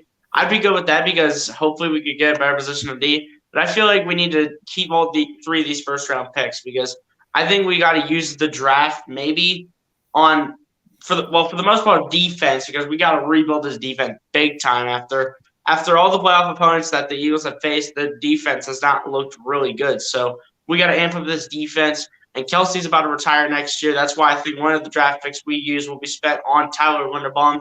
And then he's not going to start off the bat because Kelsey's still here. But next year, though, if Kelsey does retire, which I'm assuming he's going to, then that's Tyler Linderbaum's time. And we don't have a good backup center. I'm not moving Landon Dickerson from left guard to center. I'm not doing that. Nate Herbig sucks. Jack Driscoll's never played center. So I'm using one of my picks on Tyler Linderbaum. I'm not going to lie. But the other 2 will be defense. The other one's Devin Lloyd for me at probably 16. And then I don't know if I want a Jabo at 19, though, because he's going to drop because he got injured at his pro day. But if I don't go a Jabo, I go Andrew Booth Jr. out of Clemson. Okay. Ojabo slips to the 3rd. Yeah, that's I don't think that's Ojabo what, gets that's what I better meant. than Ajabo's going to drop because he got injured at his pro day. Wow. That's to the 3rd round. That's going to be. He's going to be a second, third round pick now. He was going to be a first, Late but second, when early he got third. injured, he's now going to drop. If he drops to the 3rd, I think you may see teams then they might try to trade up to get him if he's in that area. Because that, 3rd, 4th round is prime area. That's like, you can get a sleeper pick. Right. But for us, I think we need to stay clear of all injured players. Especially coming out of the draft, like unless it's someone where you can say it's all world talent, which this draft doesn't have. That player isn't there. Ojabo isn't that guy. There's no reason to risk it. There's no reason to waste a draft pick on a possibility that you won't know until a couple of seasons down the line. Great Doesn't make edge, sense. and you have a great edge rusher if you do get a Jawbo. So, Vic, you want to stay away from even the receiver from Alabama that looks like he's recovering nicely. Jameson Williams. T's and P's. I hope everything works out to the best. Not right now. I'm tired of coming into Philadelphia and we're getting a player who's injured. I'm tired of seeing years of 1 year we got him here, we got to wait till next season, and then possibly seeing what happens after next season after that. Let's get players that can start day one. That's what I want. I want them to stick with the 3 picks, and I want them to stick with defense, and I want them to get day one players. Yes, sir. Yep, I'm all for that. Let's get some day one players in here. I'm tired of projects. Yes. Yeah, I'm going with my original statement that I made a while back. Jordan Davis, all 3 picks. Well, no, not that. What I said is what I would do is I would take 19 and I would trade it back to about like 23, 24. Okay, I would acquire a first round pick for next year in that trade, and then maybe a second for this year. And then I would take my 2 seconds for this year and I'd trade back up into the first around 25 or 26. That way you end up having 4 first round picks this year and you get guaranteed starters right off the bat. Are you Kevin Costner in this scenario? Hey, if that happens, we live in a different world. That is exactly what I would do, man. Because no lie, I mean, if you take 2 second round picks, you can trade up into the first at the very back end, and that way you have 15 and 16, and then you have like 24 and 25 or 26, whatever it would be, and then that way you're guaranteed 4 first round picks that could potentially be some very big key components moving forward. This month can't go fast enough. I mean, I'm still blowing up Seattle's phone to see if I can work a deal for DK, because if they're willing to take 19 and maybe some player compensation, absolutely, let's work a deal. Let's make a deal. Let's come on. Let's see what we can do. First, keep that first rounder. Try to use the second. Remember, you got to low ball first. I hear you. Negotiation. I hear you. They're not going to take a second round for him, though. Hey, you never know. We've seen crazier things happen. D-Hop, what did he go for? Yeah, you're talking about the Texans, though. Hey, all respect to Coach Dante, but it was DeAndre Hopkins for a first when D-Hop went to the Cardinals, and then the Texans got a first round pick. But that was it. That had been one of the most lopsidedest trades in the last 10 years in the NFL. That probably used to be the worst trade. That Brock Osweiler trade, that was still scratching my head about that one. But D-Hop for David Johnson, come on. Yeah, that's still. Here's another scenario. No, you know what, man? That one right there pisses me off because that one should have been D-Hop for Miles Sanders instantly. It would have been the number one thing I would have done on the books. I wouldn't have even blinked. I would have been like, yo, Miles, I love you, dog. Like, you guys know I support him. I'm a big fan. But I would have had that shit signed before I faxed it. But wasn't that the same year we got Goddard, right? So it could have been Goddard that we would have given up. No, they wanted a halfback. They wanted a halfback. Yeah, that's why they went and got David Jones. But that's what I'm saying. Miles Sanders was young. I mean, you know, in fact, I think it was his second year. I would have easily gave him up for D-Hop. If they wanted a halfback that bad, shit, you would have taken Miles Sanders over David Johnson at that point. If they wanted that bad, I would have offered Boston Scott first. Let's see if we can play with that. Hell. I don't think that would have worked, but I like it. I like it. Another scenario, they trade in that 19th pick for next year's first round pick. So that way they have an insurance policy for any position that they need, especially at the quarterback position, just in case what if scenario happens. But what hurts, I'm not saying it. I'm just looking at it outside, the outside looking in. Mm-hmm. I can see that happening. I'm drafting a quarterback next year and giving another Hurts another year under the helm. while that young quarterback develops. Yeah, but that's why I said if you're doing a move like that, you're acquiring a second this year, and then even though they're probably going to stay with 2 seconds, man, fuck that. I'd take those 2 and I'd sneak back into the first. I wouldn't even play. So what do you guys? I mean, being that obviously Ajabu is going to fall probably like we were saying. What do you got? What do you individually, you guys, each one of you and the chat, want to see the Eagles do? What do you think is a more pressing position combined with the amount of talent that's going to be out there? Corner or edge rusher? What do you guys think, Vic? If we're staying at 15, like if we're talking about at 15, what's more out there? Corner, of course, corner's top priority because there aren't that many. But if we're talking about the top 3, 2-3 guys are gone by then, yeah, you got to look at that edge rusher. You got to look at defensive linemen. I know a lot of people are clamoring for linebacker. It's the Eagles. That's a wish. That's wishing on a star right now. They're not going to do it. As much as we want to, even if Nakobe Dean and Devin Lloyd are there, as much as we'd be looking at our TV screens, praying to whatever God you pray to, it won't work. They're not going to do it. For whatever reason, they just won't. But, yeah, I think defensive end, defensive lineman, top priority. But if one of those 2 corners are there, you have a Sauce Gardner or Stingley Jr., you got to make that jump. You got to put them on the card, call their name. SG, what do you think? Move up. Oh, sorry about that, BLSG. You're all good, Gio. You're all good. But honestly, in my opinion, I'd probably go edge rusher or defensive lineman because, like, in terms of our defensive line, like, we have guys who are getting older and getting up there in age. You know, we have Fletcher Cox who's getting up there in age, and we ended up re-signing him.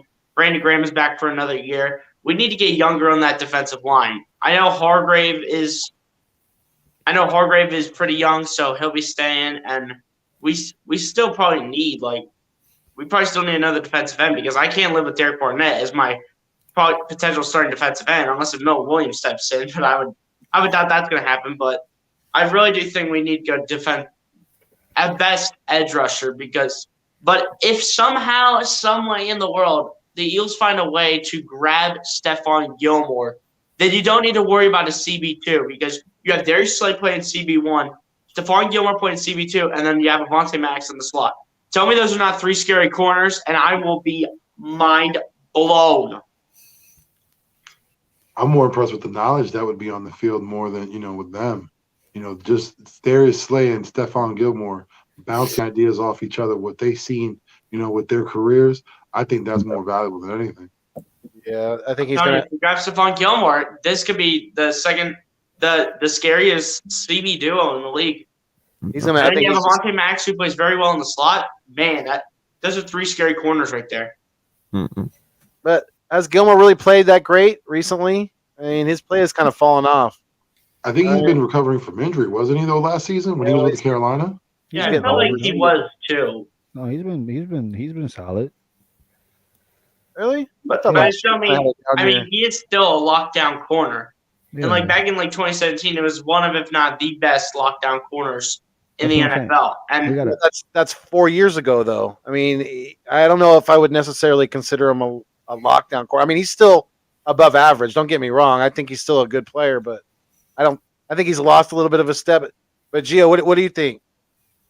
I mean, he's so solid in my eyes. That's just like bringing Joe Hayden over here. I think he's still solid too. But Stephon Gilmore, brings that veteran presence. Not just for only Slay, but Avonte Maddox, any other corner like Zach McPherson, Tay Godwin, just to name a couple. So what do you think the Eagles should go after first, a corner or an edge? Being that a job is going to fall off now, I mean. No, I just think an edge because we don't know Reddick's role. We don't know if he's going to be a Sam LLB or he's going to just play edge. Or kind of rove around like Parsons did last year. Yeah, because I'm just thinking about it. I think if you think he's going to be the edge, you got Kaiser White playing the Sam. So that just makes his logical sense right there. Is it Kaiser or is it Kaiser? Kaiser, I think Kaiser. I don't know. I think it's Kaiser. I think it's Kaiser. Kaiser? Kaiser. Okay. I think. Kaiser Wait. Kaiser. Kaiser White, yeah. Kazir White. Yeah, it's Kazir White. It's Kazir White. AK, May's finest. AK, what do you think? Corner or edge? First round. What do you think is going to be available? What do you think the Eagles should do as far as what we need and what's going to be out there? Listen, I don't see us pushing up unless it's somebody truly worth doing. Like Hamilton would fall, or somebody. It would have to be somebody of pure significance. I truly think we're going to stay at 15, 16. What we do with 19 is still up in the air. I don't think we go corner. In fact, I believe at one time it was always a Jawbo at 15 for me, but that's out the window. I'm not taking a Jawbo until like third or fourth. Like that's where I'm touching him. Other than that, you asked me second. It's pushing it. It might, but I don't know, man. With me in the second, I'm going Watson. So a Jawbo would have to be a third round for me. But now that he's off the table, man, I really like Walker, and I really like Jordan Davis at 15 and 16. You say Walker? I said Walker. Yep. Come on, Vic. I also like Karlaftis. I also like Johnson. There's still some valuable edge rushers still here that we can choose from. And I'm all for it because you know what? Like I said, I believe Barnett's only going to be a bridge. So somebody that we draft this year is going to have to step up. And listen, we still have Jackson too. He's going into his second year, so we got to see what that kid's got. There's a lot we're going on. Corner, I don't believe we're going to address that in the first. Like I said, 19 might end up being a wide receiver. I have no idea, and we'll see. But I believe for the corner position, what they're going to end up doing is waiting until after the draft. And it would not surprise me to see Steven Nelson back on this team. And if not, Peters. But Washington or with he just signed. He went with the Vikings. Well, then Nelson. I would not be surprised if they grab Nelson. I think they're going to wait till after the draft where they can get him at a cheap deal because, no one's signing him just like they did last year. And that's just kind of what they're going to roll with. But I hope McPherson and Gowan can take a step and maybe challenge him a little bit because I want to see what those kids got as well. Yeah. Yeah, I think there's enough from what I've been looking at, from what I've been studying. There's enough depth at running back in this draft to where I think there's a possibility that Miles Sanders could not only lose playing time from a second-year guy in Gainwell, but he could also lose playing time from a rookie that we could draft possibly in the maybe third or fourth round, maybe even later than that. And Walker's going to be on the board by that time. Maybe this is the fire that he needs. Maybe. Again, the issue isn't with Miles so much with his rushing yards. The issue is with him being on the field and him being more of a red zone threat. He needs to improve in those two aspects. Yeah, and he's got the fact that Hurts is so mobile and that he is a threat in the red zone. That's taking away touchdowns from any potential running back as well. Because if our quarterback's getting in the end zone, whether it's throwing it or running it in, when we get down into the real tight red zone, which is to me the inside the 10, that's when it gets real. That's when it gets real difficult. That's a small field to be working with. So that's probably the apex of difficulty when it comes to quarterbacking. When you get to that small field, all that green behind you doesn't mean anything. You're only working with a very small portion of that playing field. So, I hope the coaching staff is looking at old Atlanta Falcons tape then, because when Work Dunn and Michael Vick were in the same backfield, they made it work. It was an end zone threat. You didn't know if Warren was going to take it or Mike was going to run it, and you didn't want either or. You were hoping he threw it.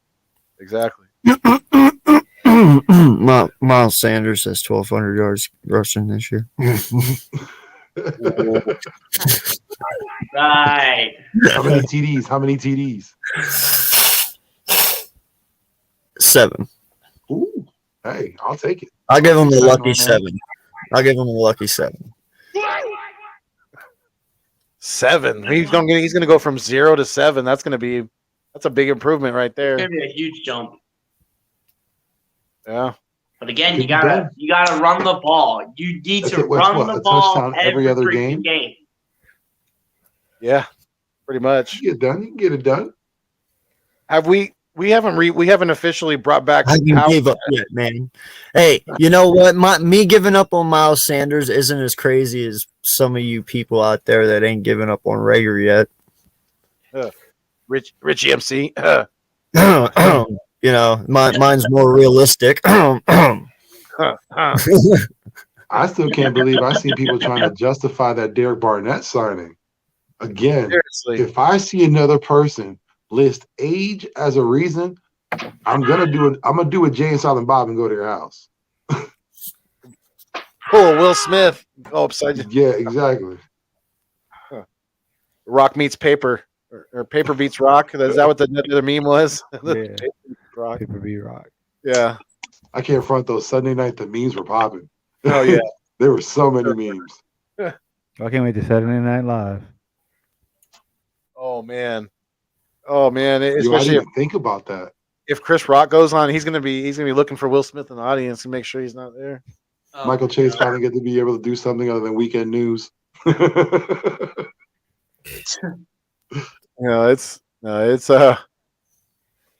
Dude, but we haven't officially brought back Jordan Howard, have we? I heard, but I don't know for sure. I didn't see anything reported.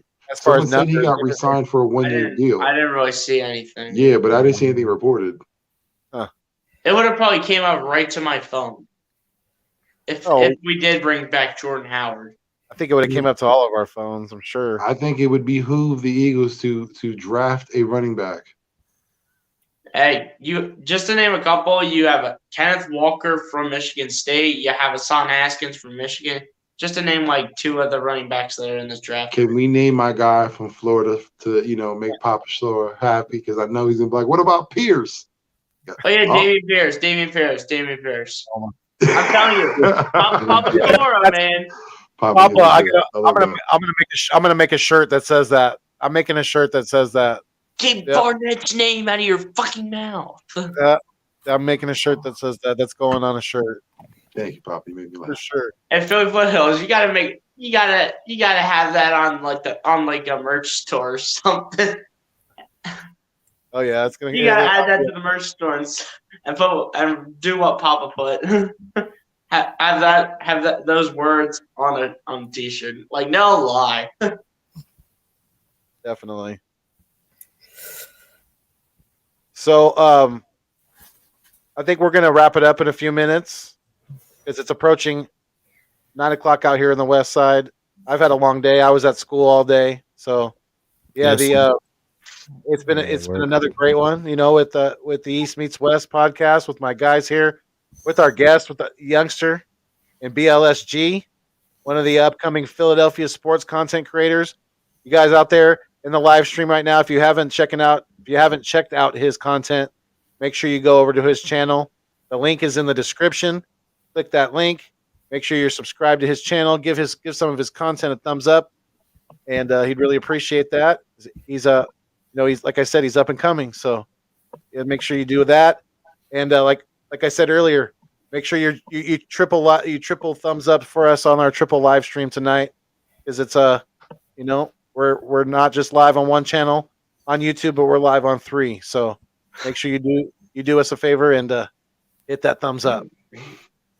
But yeah, you guys have any closing comments for the chat, or anybody out there? Just let them know all that good stuff where they can find you. Vic, Be patient. wanna go first. I'll kick it off.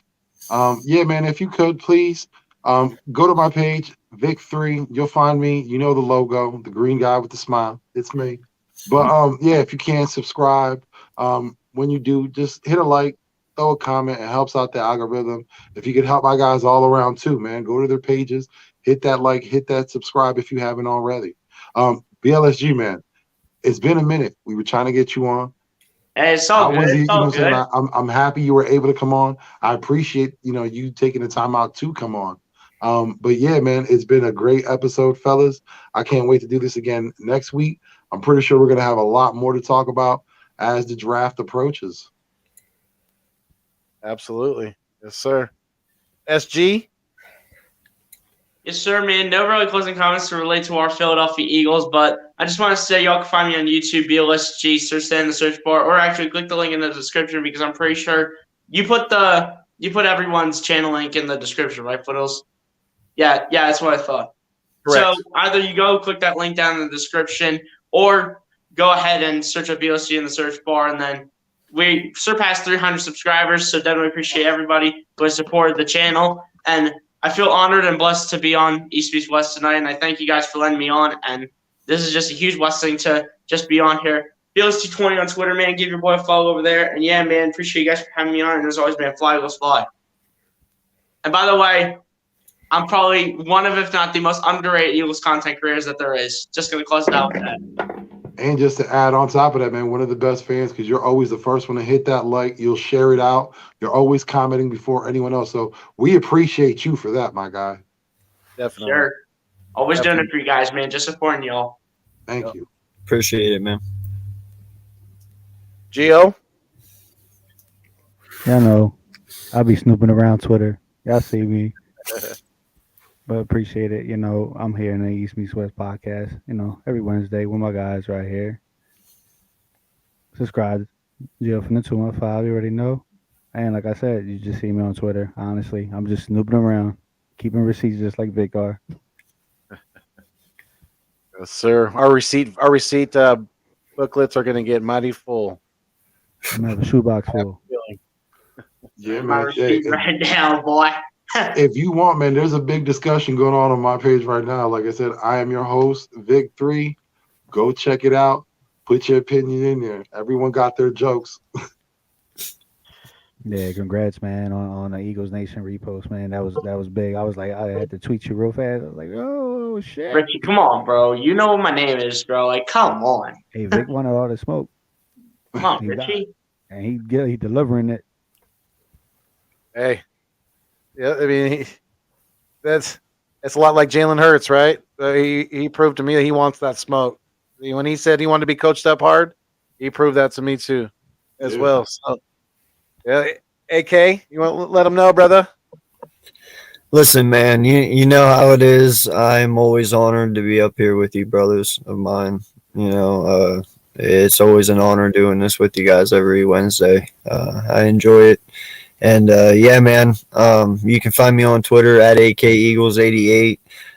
We have our own discussions over there as well. Some things have blown up that I didn't expect. So, but no, listen, I am on my way to 1K. Appreciate all the love and support.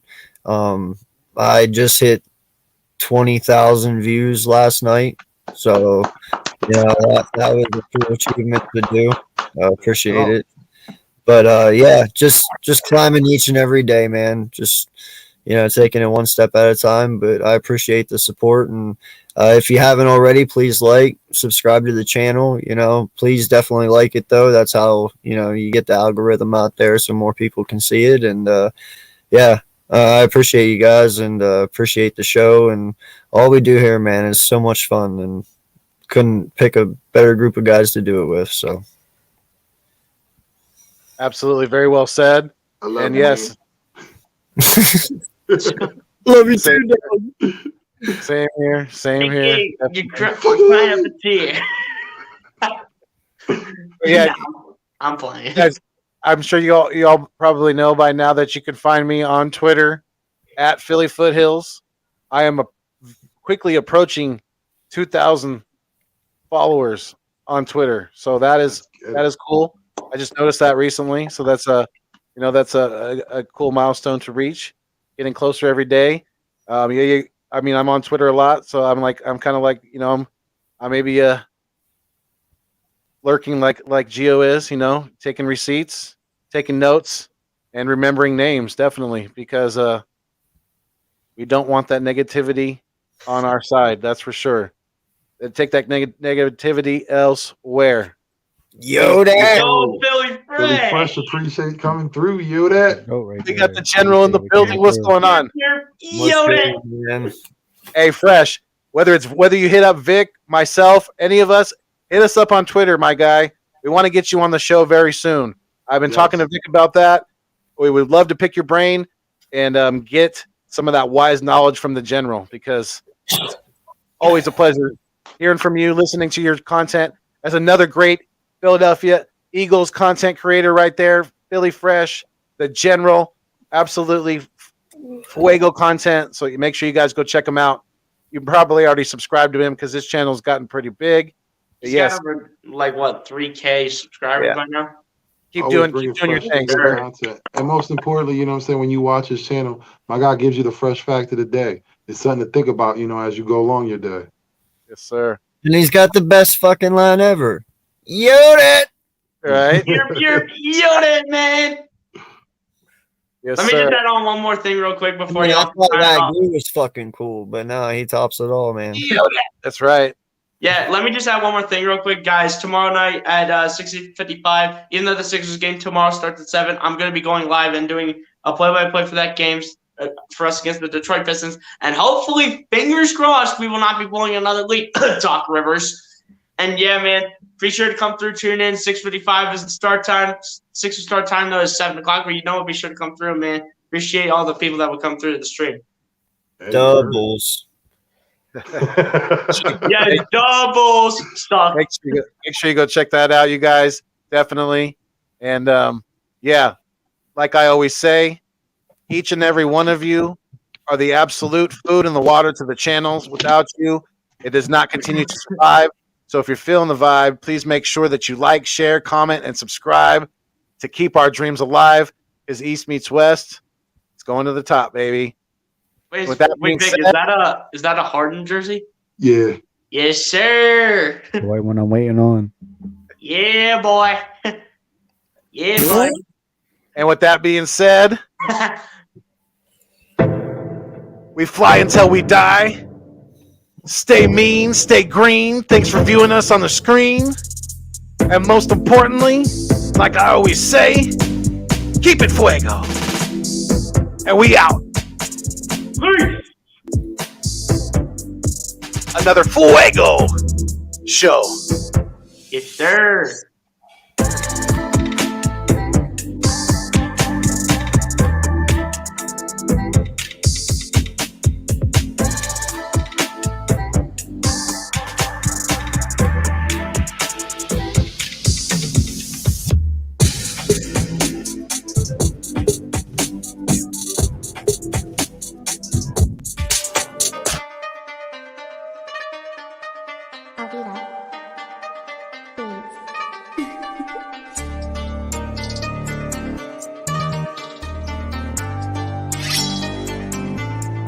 Uncut.